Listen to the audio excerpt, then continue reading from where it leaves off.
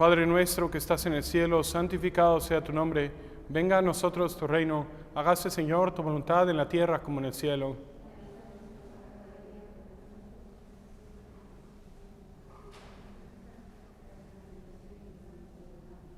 Dios te salve María, llena eres de gracia, el Señor es contigo. Bendita eres entre todas las mujeres, y bendito es el fruto de tu vientre, Jesús.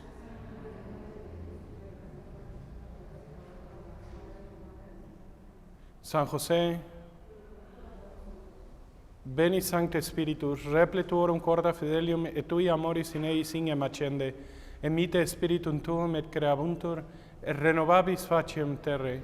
Oremus, Deus qui corda fidelium Sancte Spiritus illustratione docuisti, da nobis in edom Spiritu recta sapere, et eius semper consolatione cadere, per Christum Dominum nostrum.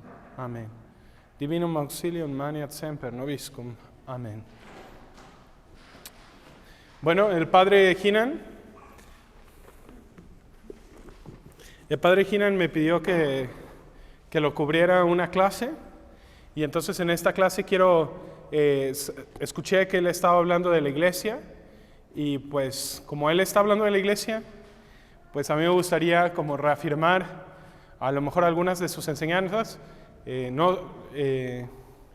reafirmar algunas de sus enseñanzas. A lo mejor voy a repetir un poco lo que él ya ha dicho, pero es muy importante. Entonces, es un tema medular en nuestro tiempo, porque hay muy poco conocimiento de este tema y porque hay mucha confusión acerca de este tema.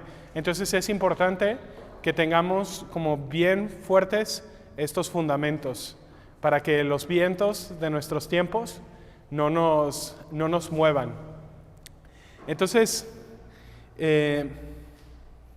primero tenemos que, para entender la iglesia y las circunstancias, por ejemplo, por qué la iglesia sufre crisis, o por qué la iglesia está viviendo lo que está viviendo ahorita, pues tenemos que entender algo básico, y es la naturaleza del hombre. Entonces, el hombre es un animal sensible que tiene un alma racional, es como animal racional, así dice Aristóteles. Y a algunos a lo mejor les suena raro, les suena feo, como que es despectivo al decir animal y decir que es animal, pero no debe de sonarnos despectivo, es una descripción de lo que somos. Pero cuando Aristóteles decía racional, él se refería a esta parte en cuanto a que somos imagen de Dios, somos hechos a la imagen de Dios, ¿ok? En el sentido de que somos espirituales. O sea, a lo mejor Aristóteles pues no pensó en imagen de Dios, pero él pensó a un ser espiritual. Entonces no es algo malo decir animal racional, no es algo despectivo. Al contrario, es algo que eleva la naturaleza del hombre arriba de todas las demás criaturas. Para Aristóteles esto significa. Entonces, pero sin embargo seguimos siendo animales, seguimos siendo como los animalitos. Y en el sentido que nosotros percibimos como ellos, conocemos como ellos. Incluso lo espiritual, ¿no? Entonces, el hombre, y lo repito mucho porque es muy importante, y entonces siempre me gusta hablar de esto porque es muy importante. Entonces, el hombre, claro, no hago distinción, hombre y mujer, porque somos una sola especie. El hombre, entonces, el hombre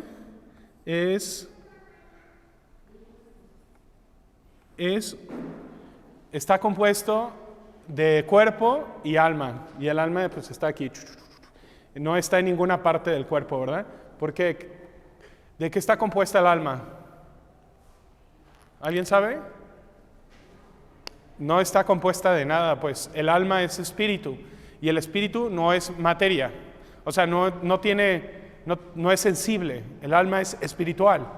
Entonces, aprovechando, ¿no? Siempre hago este anuncio. Entonces, cuando nos digan, aquí te doy una piedrita para tus chakras, para tu energía, Pues no, eso no tiene nada que ver con el alma. ¿Por qué? Porque el alma es espíritu. Y el espíritu, pues no es algo sensible, no es algo material. El espíritu, al contrario, es inmaterial, es espiritual y no cambia.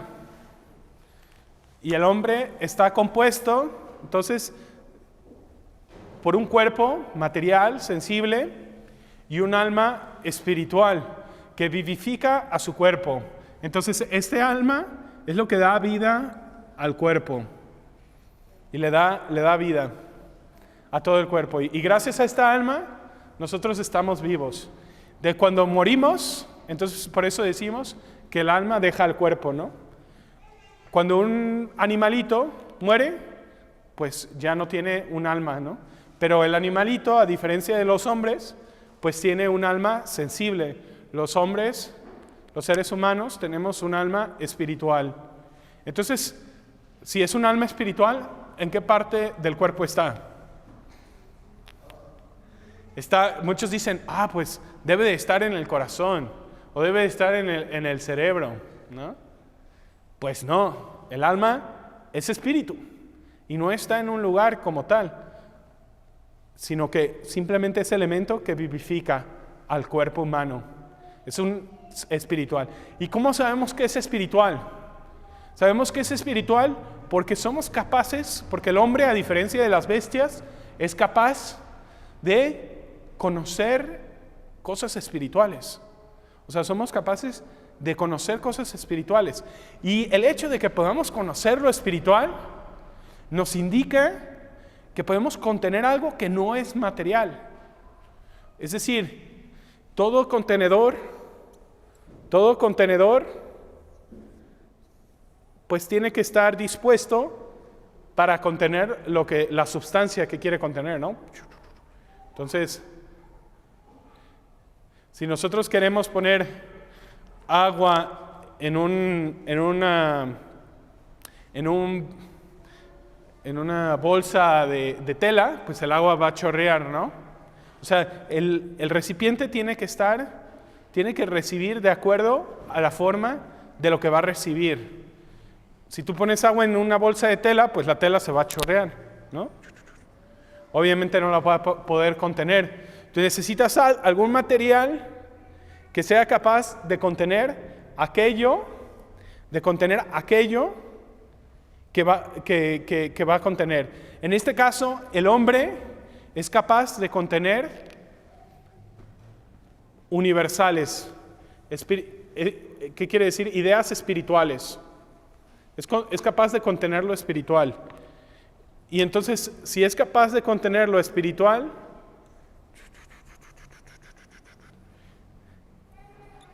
entonces quiere decir que su alma debe de estar dispuesta para lo espiritual.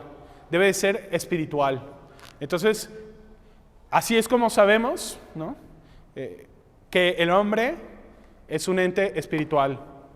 Aristóteles, cuando llegó a esta conclusión, pues no lo dijo porque quería despreciar a los animalitos, a los otros animalitos, ¿no?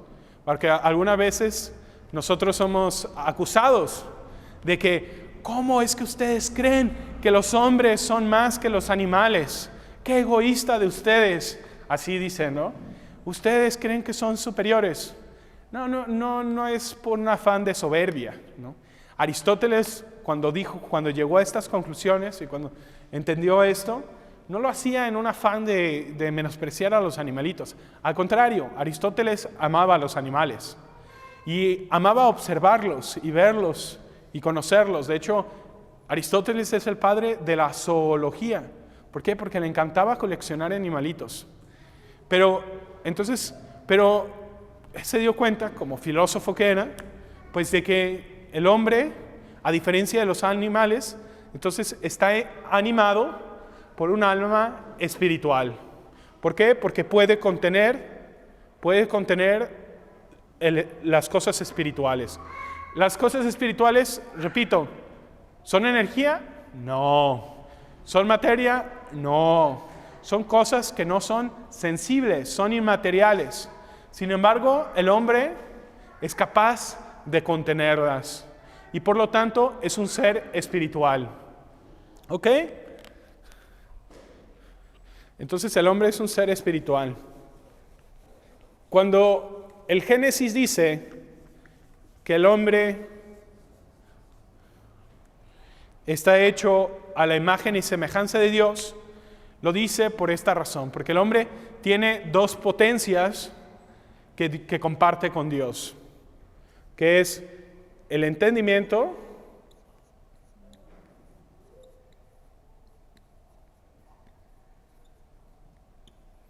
y la voluntad.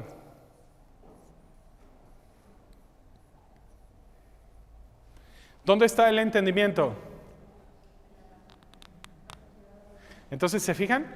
Luego relacionamos el entendimiento con el cerebro, ¿no? O con el pensamiento, ¿no? Y apuntamos aquí. Y es normal. ¿Por qué? Porque este órgano, pues parece tener relación con el pensamiento humano. ¿Sí, no? Y tiene relación, ¿no? Con el pensamiento humano. Pero no, el entendimiento no está en el cerebro. ¿Dónde está la voluntad? Y ustedes me van a decir en el corazón, pero este es solamente un símbolo, porque el corazón simplemente bombea la sangre, ¿no?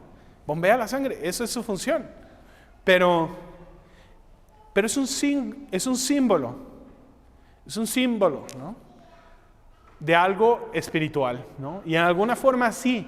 ¿Por qué? Porque estas dos potencias del hombre, pues no están en ninguna parte física del alma.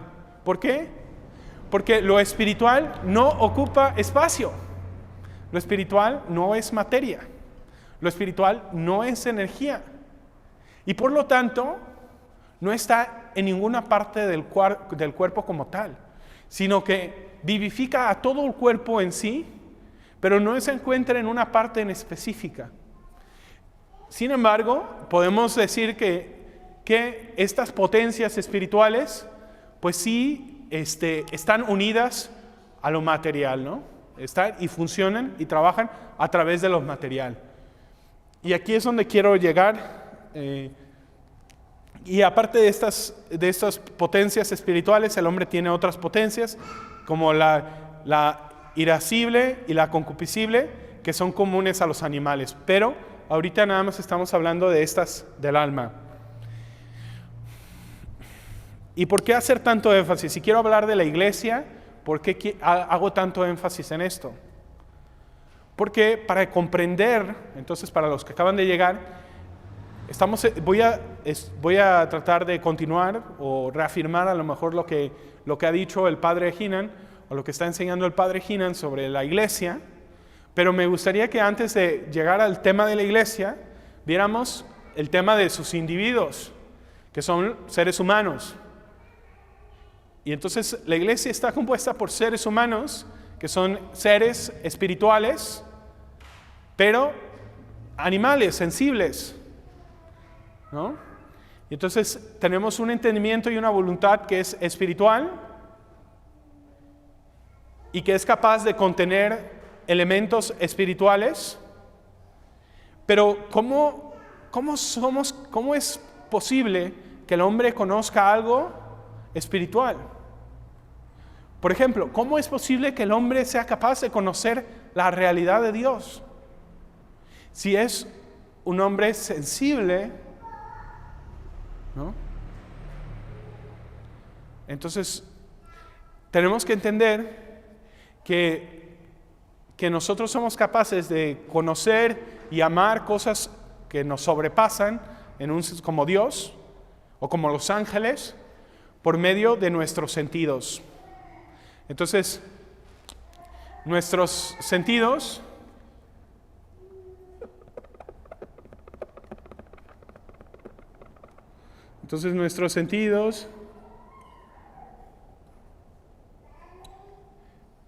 nos informan, está muy triste, nuestros sentidos nos informan de el mundo sensible, ¿no? Y es a través de lo sensible, de las cosas sensibles, de los ojos, de los oídos, de la lengua, del olfato, del tacto, que nosotros conocemos las otras cosas sensibles, ¿no? Entonces, cuando estamos niños, cuando estamos bebés, pues tú has visto, todos hemos visto a los bebés, todos ustedes tienen hijos, y los bebés están todo el tiempo tocando, conociendo, los niños chiquitos, descubriendo el mundo, ¿no?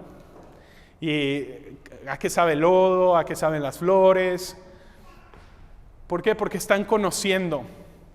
Pero esto es lo interesante, que el hombre es capaz, sí, de conocer lo sensible y lo material a través de sus sentidos. Pero no solamente eso. El hombre conoce a través de sus sentidos lo espiritual, lo que no es sensible, las ideas, los universales, que vamos dejando que los universales son las ideas para esta discusión. Entonces, el hombre llega al conocimiento,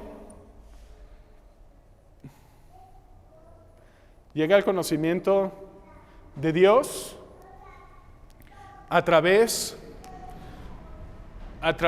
de sus sentidos, ¿no? Entonces, ¿cómo es esto? ¿Cómo es posible? Bueno, entonces, dice algunos filósofos modernos, o sea, antes de que cayéramos en una crisis como la que vivimos hoy, y que llegáramos a esta crisis de pensamiento que tenemos hoy en día, hubo unos filósofos cristianos bien intencionados, que creían que eran de nuestro bando, ¿no? Que decían, es que Dios infunde el conocimiento de Dios, de sí mismo, en el alma de los hombres. El hombre realmente nace con un conocimiento innato. Entonces, de repente nace el hombre, nace el bebé, y el bebé pues ya sabe que Dios existe. Y ya sabe de las realidades espirituales. Pero solamente como que lo va descubriendo, pero ya está en él. Falso. Entonces, no hay nada en el pensamiento que no llegue a través de los sentidos. Todo nuestro conocimiento se obtiene a través de nuestros sentidos. Cuando nosotros somos bebitos, hay una tabla rasa, blanca, ¿no? Que va adquiriendo conocimiento. Entonces, estos filósofos pues estaban errados, ¿no? Y despreciaron muchas veces los sentidos, despreciaban los sentidos, el olfato, la vista, el gusto, ¿no? Por ser materiales, ¿no? Pero eso es falso. Nosotros llegamos al conocimiento de todo lo exterior, sea sensible y espiritual, a través de nuestros sentidos. Somos capaces de conocer lo espiritual, pero lo conocemos a través de las cosas sensibles. ¿Cómo llegamos al conocimiento de Dios? Llegamos al conocimiento de Dios cuando vemos el orden que hay afuera, ¿no? El hombre, incluso el más primitivo, se encuentra en la selva, ¿no? Y ve orden, ve belleza y deduce que debe de haber un creador, ¿no? Que debe de haber un creador, un ordenador. Entonces, el hombre conoce lo espiritual, lo que no es tangible, a través de los sentidos. Por eso es tan importante cuidar a nuestros hijos, ¿no? ¿Por qué? Porque su vida espiritual se ve afectada por lo sensible, por la música que escuchamos, por las imágenes que vemos. O sea, todo eso informa nuestra alma espiritual, y sensible y espiritual. Dice Platón, entonces Platón era el maestro de Aristóteles, eran Sócrates, Platón y Aristóteles, y Platón era el maestro de Aristóteles, y él decía, a él le encanta pues las ideas, y Aristóteles también, pero no tanto. Platón Platón decía que si le dieran a escoger entre escribir las leyes de un país o escribir la música que escucha la gente, él preferiría escribir la música que escribir las leyes. Entonces, ¿por qué? Porque dice, es que la música tiene un impacto más fuerte en la gente y afecta más fuertemente que las leyes a la sociedad. Entonces, si yo tuviera la capacidad de porque a Platón era un hombre político que le encantaba, que era un filósofo, un pensador, pero él decía, ¿cómo me gustaría que cambiara el mundo, ¿no? Hacerlo un lugar mejor? Pero decía, bueno, incluso si pudiera escribir las leyes, no cambiaría tanto al mundo como lo cambiaría o lo mejoraría si pudiera influir en su música. Entonces, ¿por qué? Porque a través de la música, a través de los sentidos, pues nosotros conocemos el mundo y entonces es como nos influencia, ¿no? Y entonces, para que veamos el peso que tiene y cómo conocemos también lo espiritual a través de lo sensible. Y pues este es el problema que tenemos, ¿no? ¿Por qué? Porque estamos rodeados de mala música. Nuestros hijos están rodeados. Es un paréntesis, esto no tiene nada que ver con la clase, pero pues es un paréntesis aquí. O sea, qué importante es cuidar lo que escuchan o lo que no escuchan nuestros hijos. Qué importante es cuidar lo que ven o no ven nuestros hijos, ¿no? O sea, con todos estos celulares, películas, televisión, entonces están tratando de indoctrinar a nuestros hijos. Los están indoctrinando a una falsa, a una ideología falsa. Entonces debemos de moderar.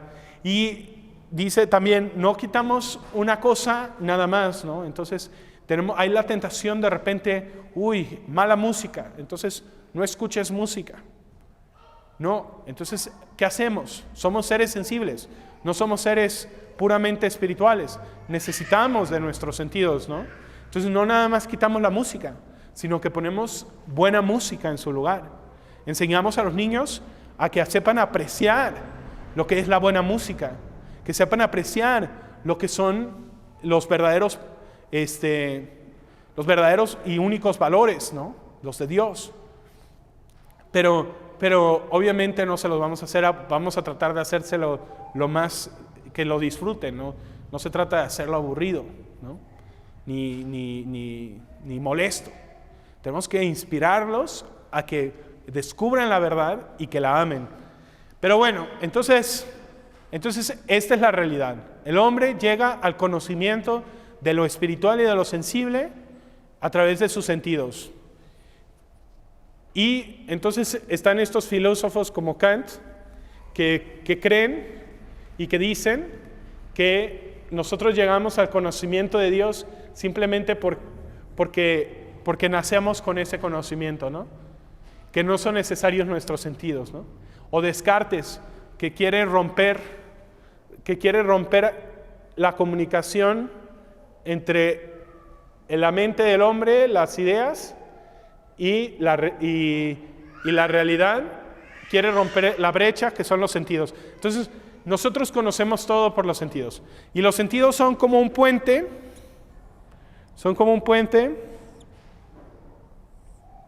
que conecta nuestra mente, y vamos a dibujarlo con un cerebrito, aunque ya sabemos que no es el cerebrito, no es el entendimiento, es un órgano que ayuda, pero no es el entendimiento. Entonces es un puente entre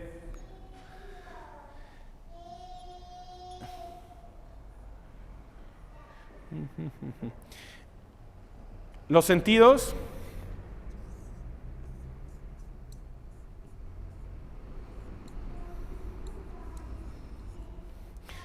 son un puente entre nuestro pensamiento y el mundo, y también lo espiritual.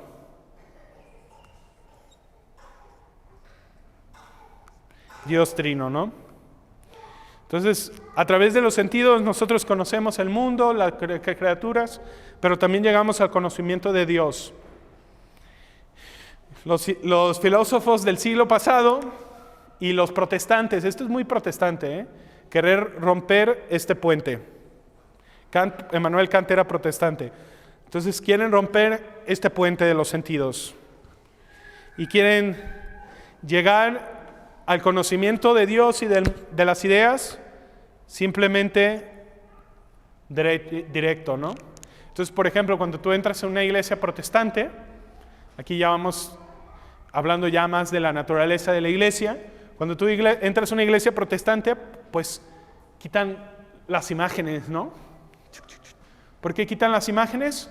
Porque quieren llegar a Dios, pero no a través de los sentidos.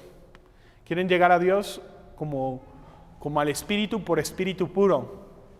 Pero esta no es la forma en que Dios trabaja. Dios trabaja a través de este puente. Entonces, de este puente, que es lo sensorial. Dios trabaja a través de los sentidos. Ok. ¿Quedó claro? Creo que sí, ¿verdad? Pero quisiera hacer todavía más, así como reforzarlo. Entonces, voy a recapitular. Entonces, el hombre conoce a través de sus sentidos. El hombre está formado de un alma espiritual. El espíritu no tiene materia, el espíritu no es energía, ¿no? El hombre es un ente espiritual, capaz de conocer a Dios, capaz de conocer las realidades espirituales fuera de él, capaz de conocer la naturaleza de las cosas. Es un hombre espiritual, ¿no? Y por eso lo distingue de los otros animalitos.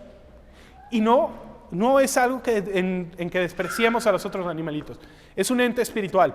Pero somos comunes los animalitos sensibles en que conocemos todo a través de lo sensible.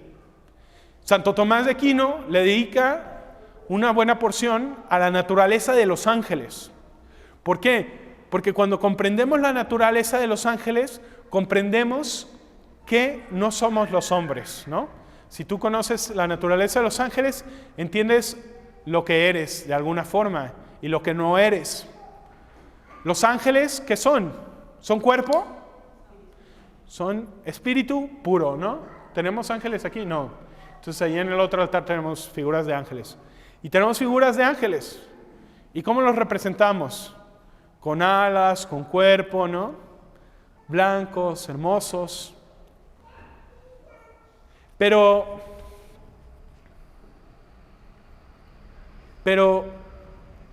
los ángeles no tienen cuerpo. ¿O sí lo tienen? No tienen cuerpo. Los ángeles no tienen alas, no. Simplemente los representamos porque esa es la forma en que nosotros conocemos. Y porque necesitamos representaciones para conocer el orden espiritual. Y entonces el ángel es espíritu puro. Entonces, ¿cómo conoce el ángel? El ángel no conoce a través de los sentidos, ¿no? El hombre conoce a través de los sentidos y tiene un intelecto discursivo a través de la lógica, ¿no? Y de las ideas. No, esto no es verdad, esto sí es verdad, esto es falso. Y va construyendo su pensamiento, ¿no? Primero el bebé solamente sabe generales y ya después va haciendo distinciones, va conociendo el mundo. Pero entonces el ángel no, el ángel conoce en un instante. Entonces el hombre conoce a través de los sentidos, los ángeles no. Los ángeles sí conocen por infusión. Dios infunde el conocimiento en ellos. ¿Por qué? Porque ellos no tienen sentidos. Pero, entonces, los sentidos son este puente que si nosotros cortamos, o que si nosotros manipulamos, o que si nosotros cambiamos, pues afectamos nuestro pensamiento, ¿no? Los sentidos. Entonces,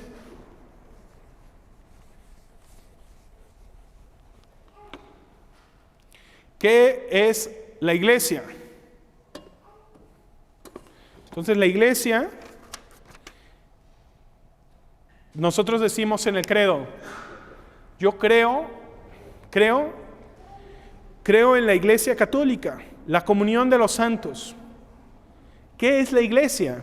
La iglesia es una sociedad espiritual y sensible y visible que se llama Iglesia Católica. ¿Es una sociedad de qué? Es una sociedad de hombres, ¿no? De humanos, de seres humanos, de personas. ¿Qué tipo de personas? ¿Ángeles? No. La iglesia es una sociedad de seres humanos que tienen un entendimiento y una voluntad, pero que tienen un cuerpo. Es sensible. Entonces, en tanto es espiritual, pero es sensible, de acuerdo a nuestra naturaleza. Visible, sensible. Fundada por Cristo, ¿verdad? Esto es muy importante. Llamada Iglesia Católica, en la que todos pertenecen a ella y están en comunicación entre sí. La palabra iglesia y católica deriva del griego. Iglesia significa reunión. Reunión y católica universal. Entonces, una reunión universal, ¿no? Todos unidos en Cristo, entonces sin distinción de nada. O sea, es universal. Ninguna persona está excluida de entrar en la iglesia, ¿no? O sea, este término universal, pues era el propósito, ¿no?, de Cristo, ¿no? Fue enviado para salvar a todos los hombres. O sea, esa es la voluntad de Dios, que todos los hombres se salven. Y no hizo acepción de personas, ¿no? Entonces, en el Antiguo Testamento, Él elige un pueblo. Y Él siempre trabaja así, ¿no? Elige ciertas personas, y a través de estas personas va proclamando va proclamando su voluntad, sus palabras, y las va dando a conocer, pero su interés es que todos los hombres lleguen a su conocimiento y se salven.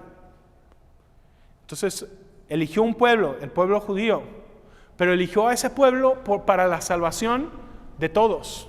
¿Sí me voy a entender? Entonces, por eso Cristo reprendía tanto a los fariseos, porque no los eligió para su salvación propia, los eligió para la salvación de todos. O sea, ese era el fin. El fin era la salvación de todos, que todos se enriquecieran con la palabra de Dios, que todos conocieran al verdadero Dios. Entonces, Dios siempre ha elegido ministros, ¿no? ¿Por qué elige ministros? Porque somos seres sensibles. Porque necesitamos escuchar la palabra para poder recibirla, ¿no? Y esta es la historia de salvación. Entonces, vamos a ver si se puede borrar.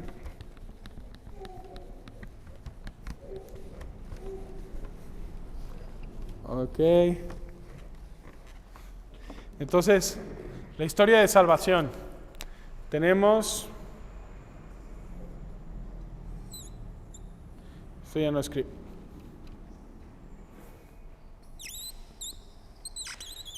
Ok. En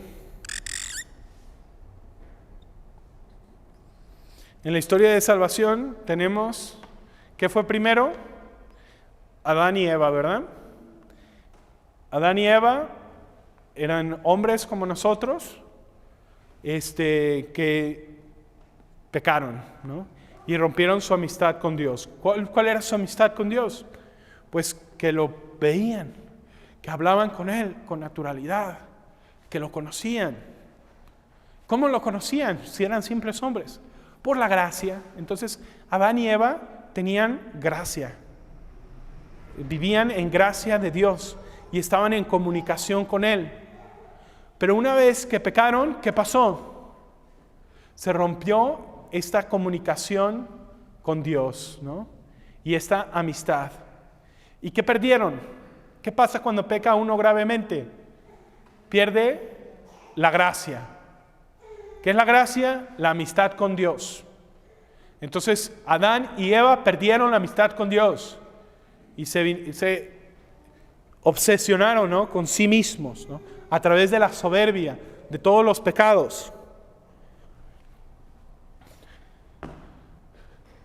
Y entonces vemos en la historia de salvación que Dios envía mensajeros, ¿no? ¿Por qué? ¿Por qué envía mensajeros? Porque quiere atraer a su pueblo, ¿no? Y también ¿por qué? Porque el hombre es sensible.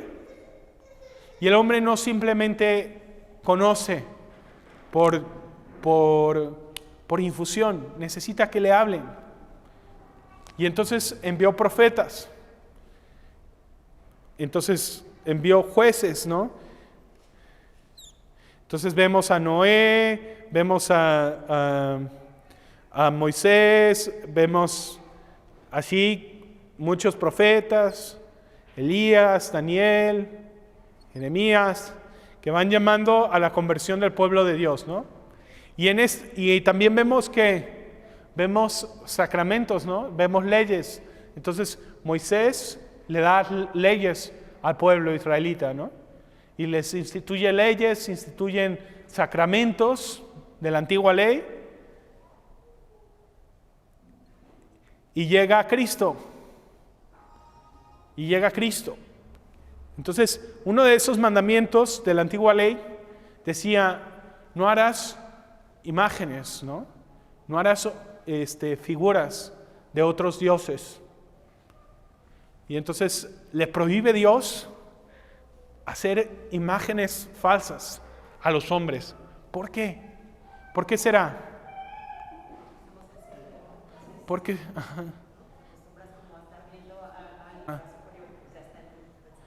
exactamente. ¿Por qué? Porque somos seres sensibles y porque tenemos esa tentación. Tenemos esa tentación de hacer imágenes a nuestra medida de Dios, ¿no? Hacer ídolos. O sea, para tratar de entender lo espiritual, ¿no?, hacemos falsas ideas de Dios y las hacemos pequeñas y las podemos guardar y las podemos tener. Pero no, Dios lo prohíbe. Pero no porque sean malas las imágenes, sino porque hay imágenes que nos pueden desviar del contacto de Dios. Entonces, el intento de Dios es de reunir al hombre. O sea, cuando Él envía a todos estos profetas, lo que está intentando es reunir a los hombres con Él, restablecer la amistad de los hombres con Dios. Y entonces, cuando el hombre hace falsas imágenes, entonces lo está desviando de ese propósito. Por eso son tan importantes las imágenes. Porque una buena imagen, pues te comunica con Dios, ¿no? Una buena canción te comunica con Dios. Una mala canción te puede llegar a separar de Él. Una mala imagen, ¿no?, te puede llegar a separar de Él. ¿Por qué? Porque esto es el vínculo que nos une con Dios. ¿Pero acaso estaba Dios opuesto a todas las imágenes? Falso, ¿verdad? Entonces es falso. ¿Por qué sabemos que es falso? Lo sabemos porque hay ejemplos en el Antiguo Testamento donde Dios mismo manda hacer imágenes. Dios manda hacer, por ejemplo, a Moisés, le manda hacer una serpiente de bronce, un báculo con una serpiente de bronce. Y decía que todo el que tocara este báculo se sanaría, ¿no? Entonces fueron como un signo de la salvación y de la salud del pueblo. Entonces, ¿qué otras imágenes manda hacer Dios? Los querubines. Entonces manda hacer imágenes de cosas espirituales. los querubines. Entonces, al arca de la alianza que se encontraba en el templo, en el Antiguo Testamento, Dios manda que se hagan 2 figuras de ángeles, adorando, ¿no? Y estaban estas dos ángeles adorando la presencia de Dios en su templo.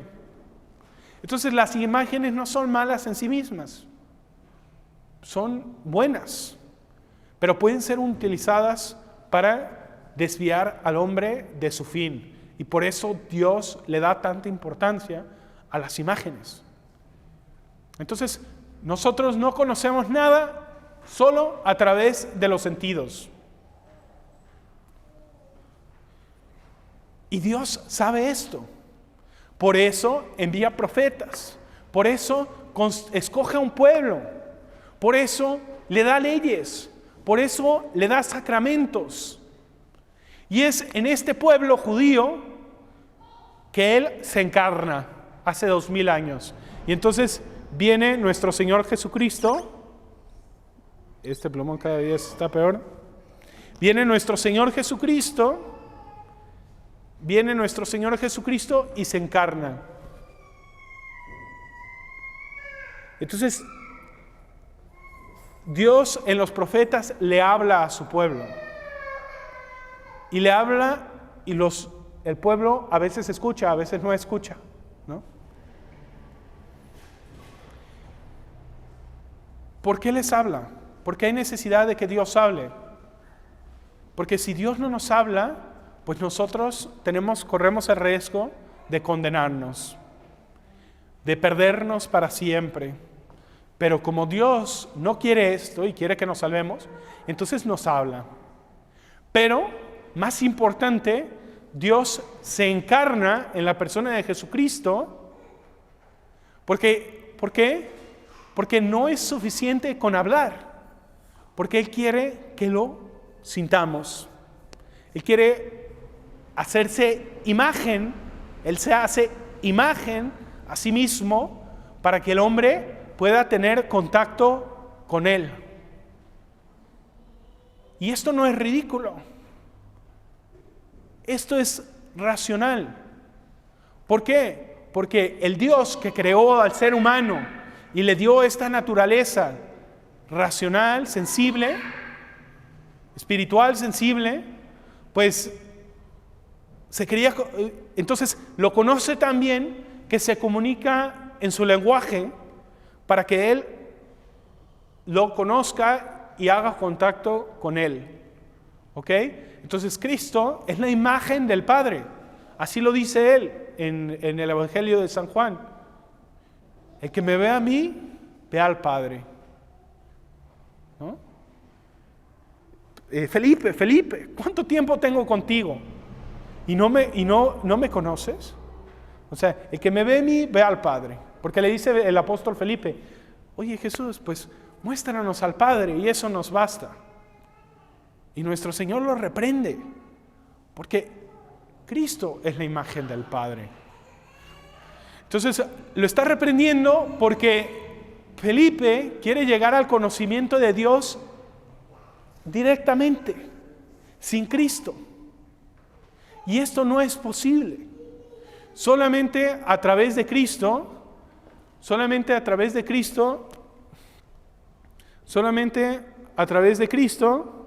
nosotros llegamos al conocimiento de Dios. Dios es el puente, Cristo es el puente visible, sensible, por el cual nosotros conectamos con Dios. Cuando nosotros cortamos el puente, nosotros cortamos también nuestro vínculo con Dios. Cuando alguien dice, soy creyente, pero no soy religioso. Creo en Dios, pero no soy religioso. Falso. ¿Por qué? Porque Cristo es el vínculo entre los hombres y Dios. Es un vínculo sensible, es un vínculo material que nos une con Dios. ¿Es esto una innovación? ¿Es esto un invento? No. Este es el trabajo, la forma en que Dios ha trabajado siempre. Ha elegido profetas, ha elegido ministros para comunicar su vida espiritual. no es una locura. Y entonces Cristo instituye una iglesia visible. Cristo, la imagen del Padre, a través de la cual nosotros conocemos y llegamos a Dios, entonces constituye una iglesia visible. Y en esta iglesia visible, pues deja su poder, ¿no?, a hombres visibles, que son, ¿quiénes? Los apóstoles, que a su vez son sucedidos prolongados, permanecen a través de los obispos, de los sacerdotes, de sus ministros, ¿no? Y entonces la iglesia es una institución visible. ¿Pudo Cristo haberlo hecho de otra forma? Sí, ¿no? ¿Por qué nuestro Señor no se quedó eternamente?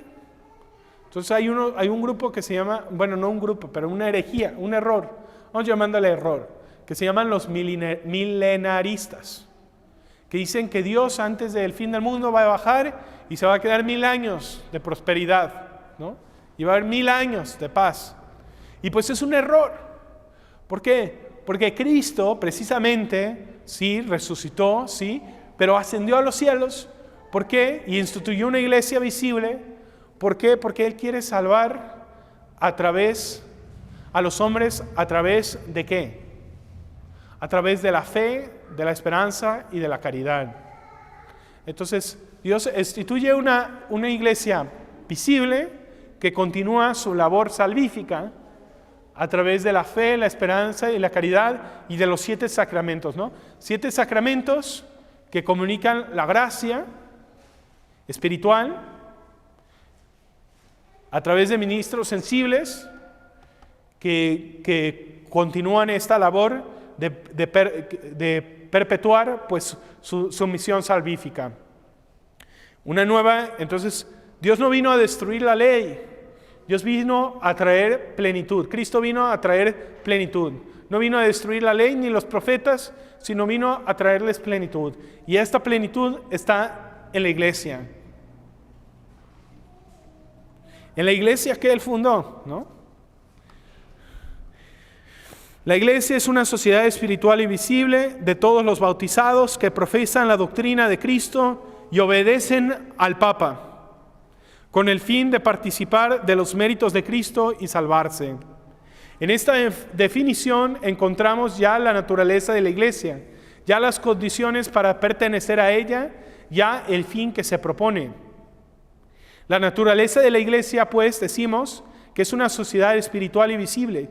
Espiritual porque se propone un fin espiritual y usa para alcanzarlo de medios espirituales.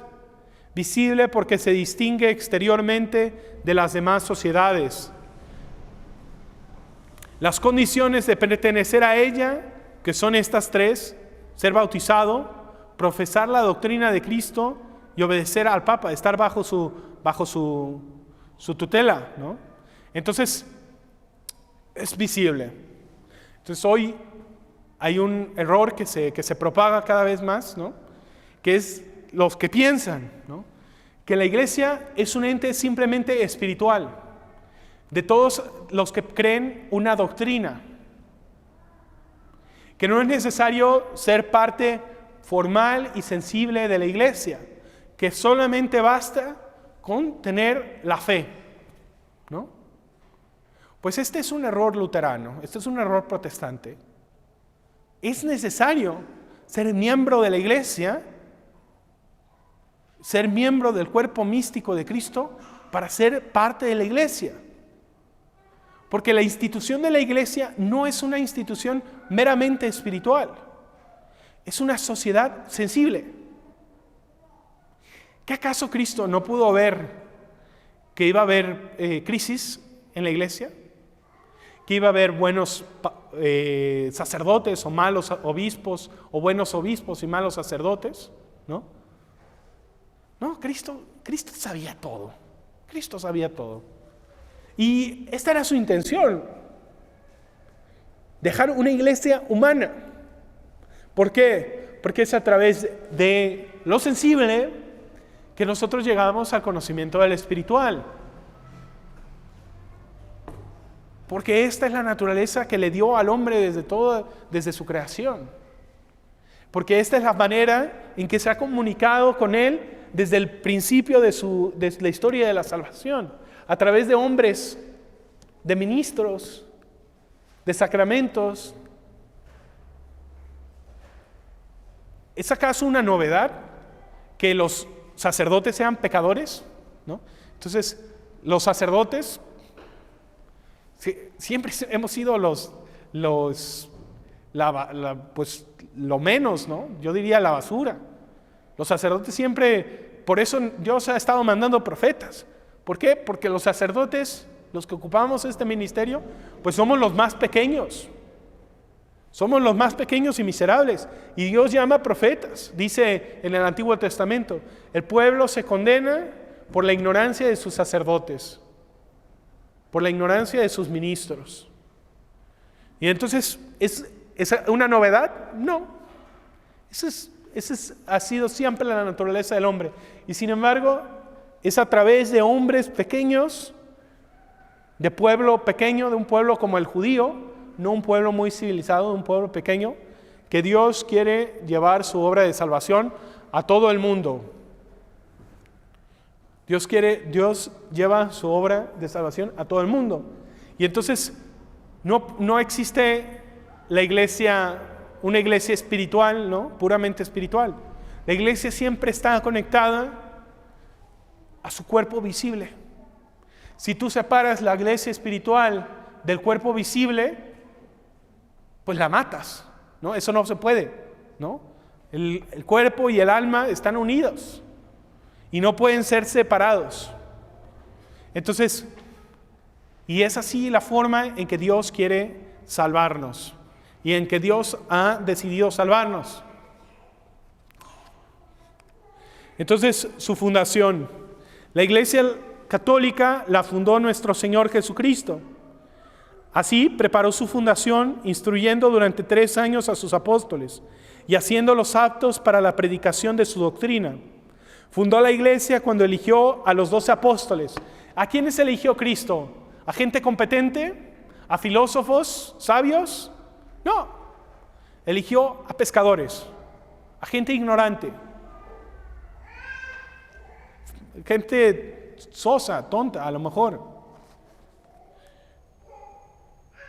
Pero agarra pequeños y los instruye, ¿no? Los instruyó durante 3 años. Les enseñó su camino. ¿Por qué? Porque más le preocupaba la humildad, ¿no?, de sus apóstoles que otra cosa, que su erudición a lo mejor. Preparó su fundación, instruyendo durante 3 años a sus apóstoles y haciéndolos aptos para la predicación de su doctrina. Fundó la iglesia cuando eligió a los 12 apóstoles para directores de su obra, dándoles por jefe ¿a quién? A San Pedro. Entonces Cristo no instituyó una iglesia horizontal. Cristo instituyó una iglesia jerárquica, ¿no? Si ustedes van a sus Biblias y revisan, siempre que se nombran a los apóstoles, se les nombra en orden. O sea, siempre hay un orden. No es random, no es casualidad. Y les dio este mandamiento, ¿no? Entonces, pero ¿cuál es la misión? ¿Cuál es la misión de los apóstoles? Es predicar su doctrina por todo el mundo. Y lo confirió el triple poder de enseñar, santificar y gobernar. Enseñar, santificar y gobernar. Entonces, ¿es la misión de los obispos innovar? No. Innovación es una moda tonta, ¿no?, que se les ocurrió hace 100 años al mundo, ¿no?, con el darwinismo que se puso de moda hace 100 años, ¿no?, y el marxismo. Entonces, que tiene esta idea de que la innovación siempre es buena y que es un continuo progreso de casualidades, ¿no? Pero pues eso no es la misión de la iglesia. La iglesia tiene un propósito y su propósito es comunicar. Entonces un comunicador no innova. Un comunicador a lo mejor innova en los medios de comunicar la verdad, pero no cambia la verdad, no cambia la doctrina. Simplemente la pasa, ¿no? Habrá unos medios, habrá nuevos medios, ¿no? Cómo comunicar la verdad. Estoy de acuerdo, en eso sí podemos innovar. Pero la verdad y la doctrina de la iglesia no muta, no cambia. Podemos penetrar en ella, podemos entenderla mejor, pero no podemos cambiarla de un día a otro. Esa no es la misión de la iglesia. Simplemente enseñar y santificar a través de los sacramentos, ¿no? Y gobernar. ¿Y para qué gobierna? Para que esta verdad permanezca y pues sea comunicada y rinda frutos. Cristo les confirió esta misión con estas palabras: todo poder se me ha dado en el cielo y en la tierra. Todo poder se me ha dado en el cielo y en la tierra. ¿A quién se le dio el poder? A Cristo. Entonces, los apóstoles, los sucesores de los apóstoles, ¿de dónde toman su poder? ¿De ellos mismos? No, de Cristo. Es decir, que su poder está en Cristo, no en sí mismos.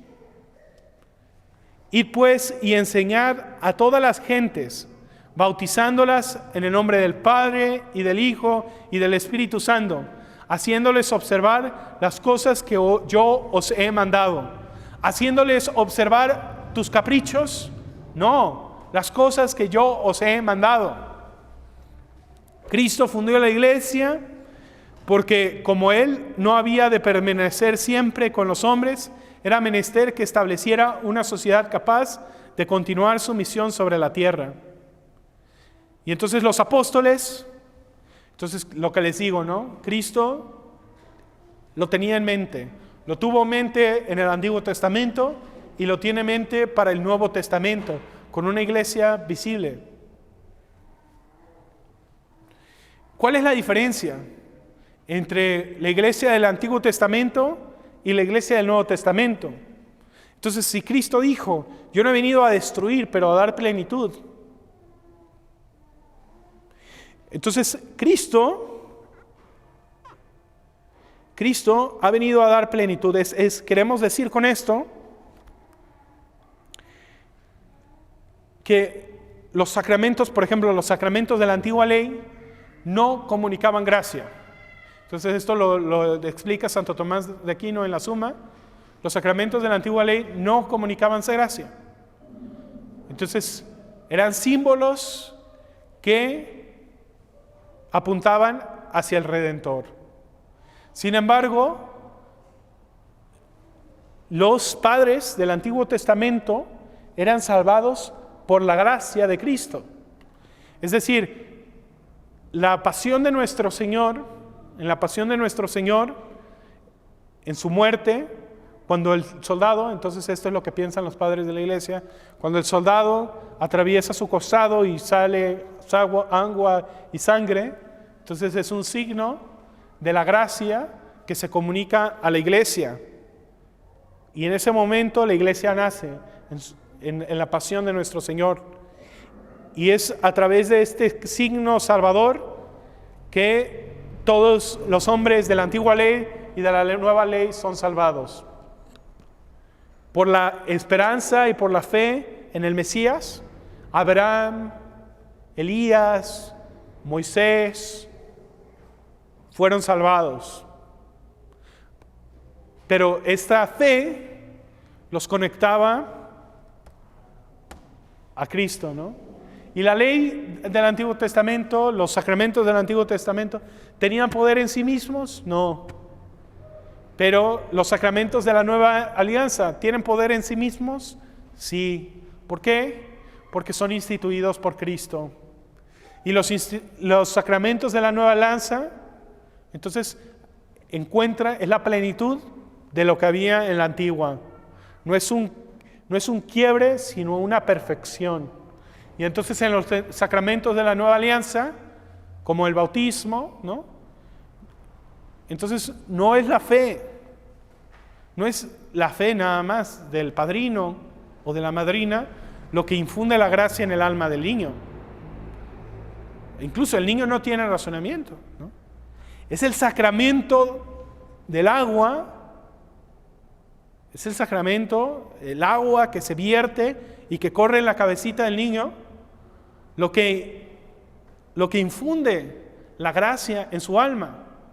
¿Por qué? ¿Por poder del sacerdote? No, por poder de Cristo. O sea, son sacramentos que están fundados en el poder de Cristo y que tienen su fuente y su manantial de gracia en su crucifixión, en la crucifixión de nuestro Señor Jesucristo. Ok, y es entonces que la iglesia, entonces es un signo visible, de acuerdo que está hecho para nuestra naturaleza, ¿no? Conforme a nuestra naturaleza, que es una sociedad de hombres espirituales y sensibles, ¿no? Que tienen debilidades como todos, pero esta es la forma en que Dios ha querido comunicarse, que es una iglesia que se sirve de sacramentos, ¿no? Sacramentos sensibles, visibles, espirituales, ¿no? que nos comunican la vida divina. Y entonces este sería el tema, ¿no? De la visibilidad de la iglesia. Que la iglesia, pues, es visible. Porque estas son las 4 cualidades de la iglesia. Que es visible, perpetua, invariable, que no cambia, que su doctrina no cambia, que no puede de repente decir, bueno, ya no tenemos un sacramento, ¿no? No, siempre ha tenido estos 7 sacramentos y siempre los tendrá. E infalible, que no se puede equivocar. La visibilidad, entonces, su visibilidad consiste en que es una sociedad visible y exterior. Entonces, no se puede decir, yo estoy unido a la eterna Roma y no estar unido a la Roma visible. Es ridículo. La Roma es visible. Los ministros de la iglesia son personas visibles.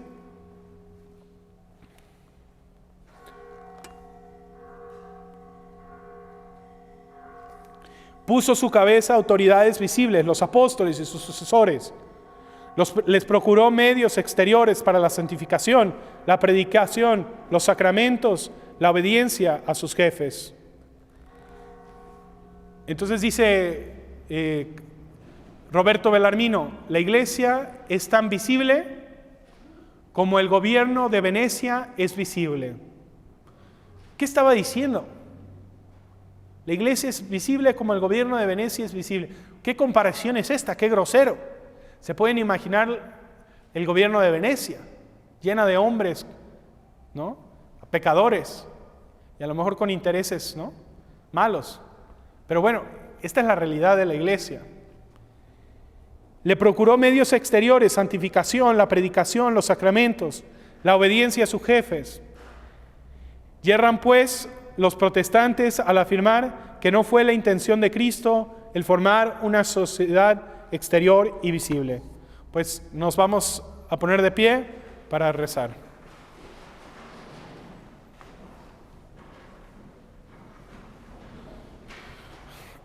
In nomine Patris et Filii et Spiritus Sancti.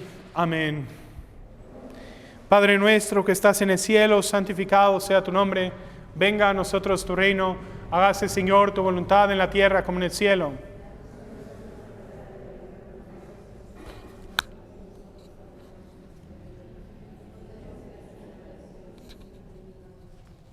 Dios te salve María, llena eres de gracia, el Señor es contigo. Bendita eres entre todas las mujeres y bendito es el fruto de tu vientre, Jesús.